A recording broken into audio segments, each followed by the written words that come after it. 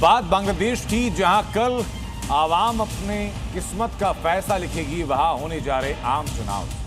18 महीने तक यूनुस राज रहा, हिंसा हंगामा सब कुछ बांग्लादेश ने देखा और एक इस लंबे इंतजार के बाद कल वहां चुनाव, लोगों के हाथ में ताकत है। इन चुनाव से पहले बांग्लादेश के लिए आज की रात बहुत भारी।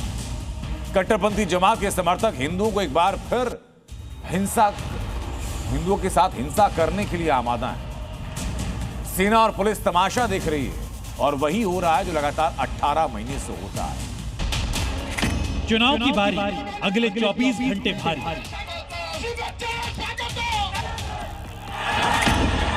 शहर शहर हिंसा, सेना की बर्बर, हिंसा का सेंटर हिंदू क्यों निशाने पर? ये तस्वीरें बताने के लिए काफी हैं कि बांग्लादेश में इस वक्त क्या हालात हैं। 1.5 साल पहले कट्टरपंथी संगठन और छात्र गुटों ने मिलकर शेख हसीना को सत्ता से हटने के लिए मजबूर किया था।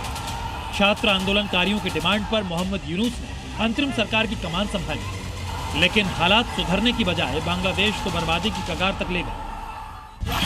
हालत यह है कि ढाका में धमाके हो रहे हैं, ग्रेनेड फेंके जा रहे हैं।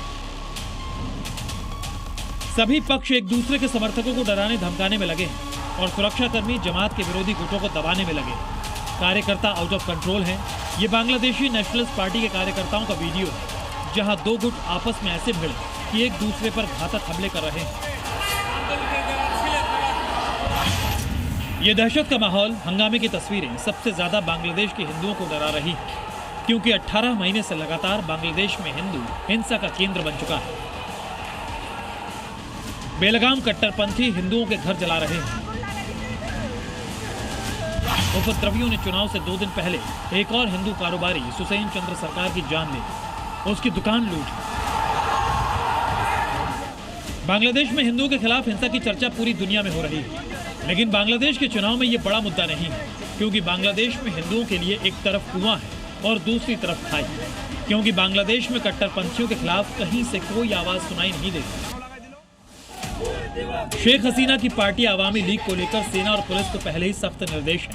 पार्टी चुनाव से बाहर है, इसके बावजूद आवामी लीग के छात्र नेताओं को भी बर्बरता से पीटा जा रहा है। आवामी लीग को बैन करने के बाद बांग्लादेश चुनाव में मुख्य रूप से 2 धड़ों की टक्कर है। एक तरफ है पूर्व पीएम खालिदा जिया की बांग्लादेशी नेशनलिस्ट पार्टी, जिसकी अगुवाई खालिदा जिया के बेटे तारिक रहमान कर रहे हैं। दूसरी तरफ है कट्टरपंथी राजनीतिक दल जमात-ए इस्लामी, जिसके लीडर जमात के मुखिया शफीकुर रहमान है। बीएनपी अर्थव्यवस्था, भ्रष्टाचार विरोध और समावेशी समाज की बात कर रही है, तो दूसरी ओर वहीं शेख हसीना सरकार में बैन जमात का हिस्सा धार्मिक हिंसा और कट्टरता से जुड़ा है। कई सर्वे के मुताबिक बीएनपी गठबंधन चुनावी रेस में आगे निकलता दिख रहा है। ऐसे में शेख हसीना के समर्थक माने जाने वाले हिंदू वोटर्स का समर्थन बीएनपी के लिए निर्णायक हो सकता है, और यही वजह है कि चुनाव से पहले हिंदुओं के खिलाफ हिंसा और तेज हो गई है। जमात के गठबंधन से जुड़े संगठन हिंदुओं को चुनाव से दूर रखने की कोशिश कर रहे हैं और उन्हें रोकने वाला कोई नहीं है, क्योंकि यूनुस को बांग्लादेश की कमान सौंपने वाले छात्र नेताओं की नेशनल सिटीजन पार्टी की जमात गठबंधन का हिस्सा है। ब्यूरो रिपोर्ट, जी मीडिया।